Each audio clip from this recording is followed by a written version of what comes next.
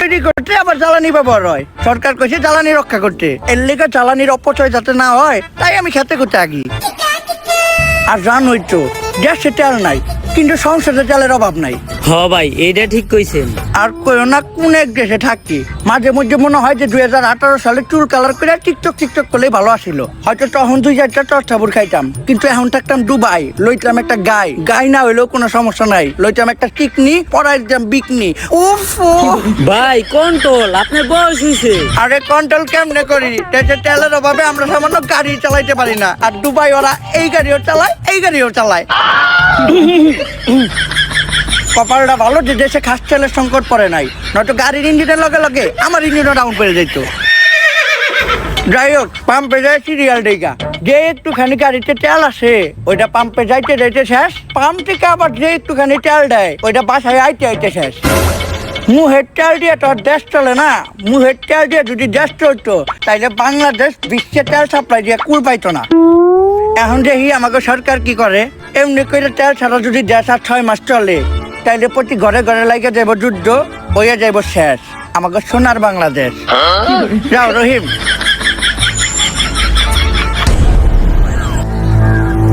তেল নেই আজকে প্রায় 6 মাস, আর এই 6 মাসে পুরো বিশ্বসহ বাংলাদেশেরও সব কলকারখানা আর যানবাহন বন্ধ হয়ে গেছে। বাংলাদেশও আজকে প্রায় ধ্বংসের পথে। এদেশের মানুষ সরকারের প্রতি প্রচুর ক্ষিপ্ত, যার কারণে এদেশের সরকার প্রধান হওয়া সত্ত্বেও জনগণের ভয়ে এই জঙ্গলে লুকায় আমাকে মিটিং করতে হইতাছে। এর একটা দ্রুত সমাধান করা দরকার। এইটা কি মানা যায়? আমরা হলাম এদেশের সর্বোচ্চ বুদ্ধিজীবী এবং নেতা, আর আমরা নাকি আজকে জনগণের ভয়তে জঙ্গলে পলাই আছি।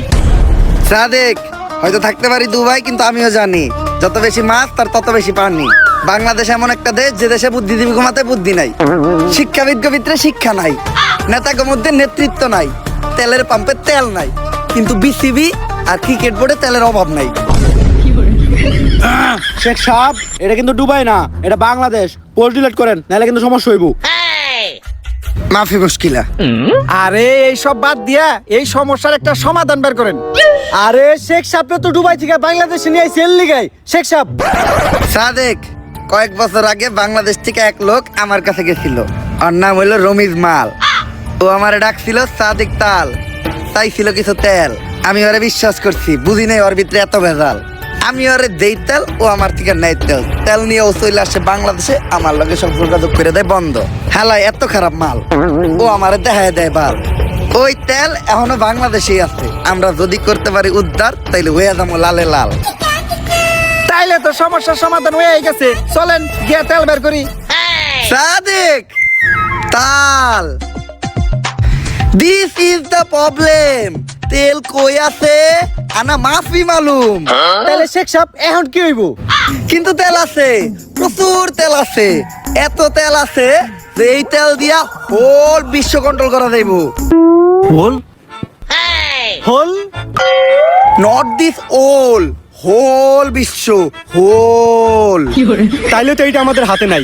এই কেসটা আমাদের ইন্টেলিজেন্ট এজেন্ট সিরাজের হাতে হ্যান্ড ওভার করা হোক। কিন্তু ওর কাছে হ্যান্ড ওভার করুম কেমনে, ওর তো হ্যান্ডই নাই। শালার কি একটা বিপদে বললাম, আমাকে হাতে নাই, ওর হাতই নাই।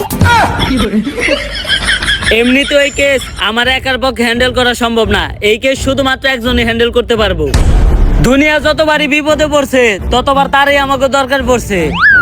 সে হচ্ছে বড় লোকের বন্ধু, গরিবের শত্রু, চুরবাট পাট গো ভাই, আমার উস্তাদ।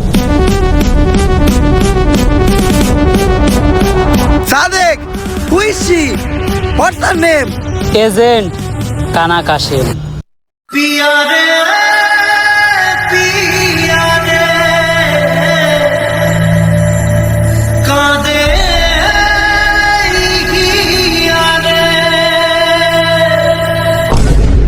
ওরেই তো আমাকে দরকার। আপাতত আমরা কেসটা তোমার হাতে হ্যান্ড ওভার করতেছি, তুমি ওরে হ্যান্ড ওভার করবো কেমনে? আপাতত কেসটা তোমার লেগ ওভার করতেছি, তুমি ওরে হ্যান্ড ওভার করো। আর একবার যদি এই কেস সমাধান কইরা তেলের সন্ধানটা পেয়ে যায়, তাইলে পুরা বিশ্ব আমরাই চালামু।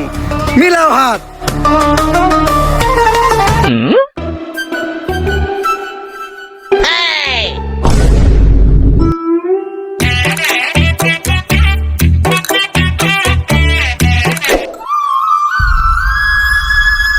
ভাই আর কতদিন নিজের কষ্ট দিবেন, এবার অন্তত আরে ভুলে যান। আরে ভুলাটা এত সহজ না রে, আমি তো চাইলে ওর লেগে আমার হাতও কাটতে পারতাছি না। কেন ভাই? যদি রক্ত বাইর হয়, ভাবছিলাম আত্মহত্যা করে নিজের জীবন শেষ করে দিব, ওইটাও পারলাম না। কেন ভাই? যদি মইরা যাই। ভাই আপনার এই অবস্থা কে? কালিব, একজনের সাথে ফেসবুকে আমার 5 বছরের প্রেম আছিল, ওর নাম প্রিন্সেস রিয়া ছিল। ভাই মাইয়া মানুষের ধোকা এমনই হয়। মাইয়া হইলেও তো মাইনা নিতাম কালিব, পরে জানতে পারি ওইটা জানি কোন পিসি হালার করে হালার ফেক আইডিয়া ছিল। পরে তো হালকা করে তেল দিয়ে খেলেও দিতে পারি নাই, কারণ দেশে তেলের সংকট। ভাই এই তেলের বিষয়ে আপনার কাছে আইছি, আমার হাতে একটা মিশন আছে। হাতে মানে আমার কাছে একটা মিশন আছে। আমি অবসরে চলে গেছি, জীবনের শেষ সময়টা আমি আমার নিজের সাথেই কাটাইতে চাই। ভাই আপনার এত পরিবর্তন। তুমি কি বুঝবা গালিব, এই দুনিয়াতে সবকিছুরই পরিবর্তন হয়, ঋতুর পরিবর্তন হয়, আবহাওয়ার পরিবর্তন হয়। মানুষ ধীরে ধীরেই বদলাতে শেখে। একবার মানুষের দিকেই তাকাও, আগে যারা মিয়া খলিফারটা দেখতো, এখন তারা কমাটোজিটটা দেখে। ভাই আপনি ছাড়া এই মিশন কেউ কমপ্লিট করতে পারবো না। এই তেলের কারণে পুরো দুনিয়া মহা বিপদে আছে, তাই এই দুনিয়ার কথা চিন্তা করে হইলো এই মিশনটা আপনি শেষবারের মতো হাতে নেন।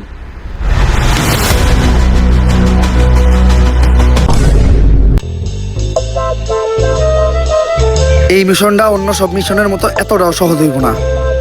গাড়ি চলে না কারণ দেশে তেল নাই, মোবাইল আর ইন্টারনেট সেবাটাও একদম বন্ধ কারণ দেশে কারেন্ট নাই। কারেন্ট তৈরি করতেও তেল লাগে। এত তেল বাস থাকতেও যে এই দেশে তেলের সংকট পড়বো এটা কখনো ভাবি নাই। তেল কই আছে আর কার কাছে আছে এটাও আমাকে জানা নাই। তার মধ্যে এইবার আমার মিশনের সঙ্গী হিসেবে আছে একটা লুলা, একটা ল্যাংড়া। কেন ভাই আপনি যে কারা এটাও তো আমরা কই নাই।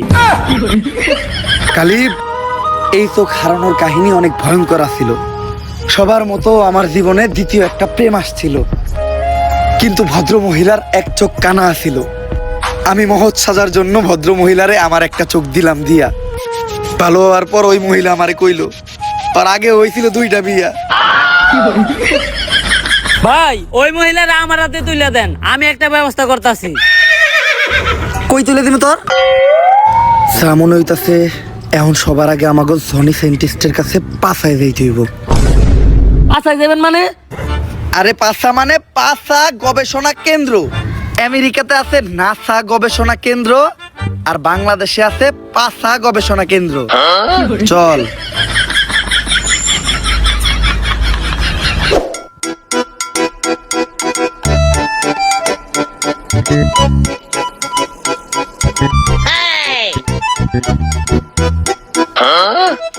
ইয়াস, রেডি। এটা কি বানাইলা সাইন্টিস্ট? অনেক অল্প বয়সী পোলাপান নিজের বাম হাত ব্যবহার করিয়া তাদের শরীরের অনেক বড় ক্ষতি করে ফেলাইছে। এটা তাদের শরীরে ক্ষতিপূরণ করবো। সায়েন্টিস্ট তাইলে এটা আমার একটা দেন।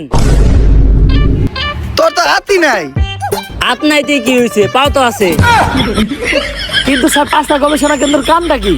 ওই নাসার মতো একই, বেশি ডিফারেন্স নাই।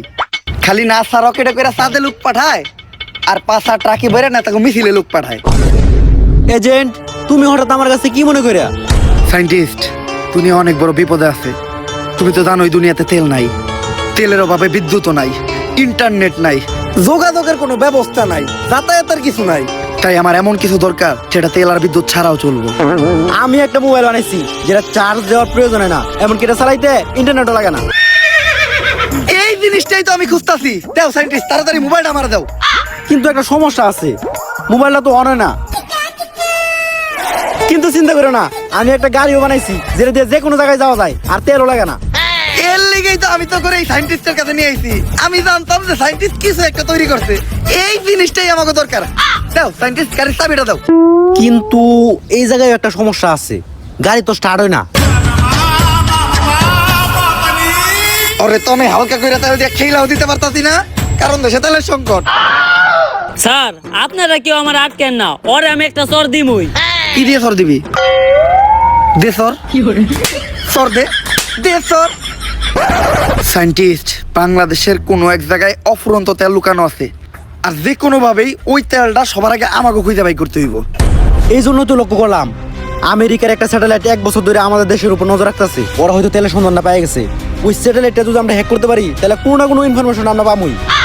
কিন্তু হ্যাকটা করবো কি? আমার কাছে একজন হ্যাকার আছে, হ্যাকার লাভলু।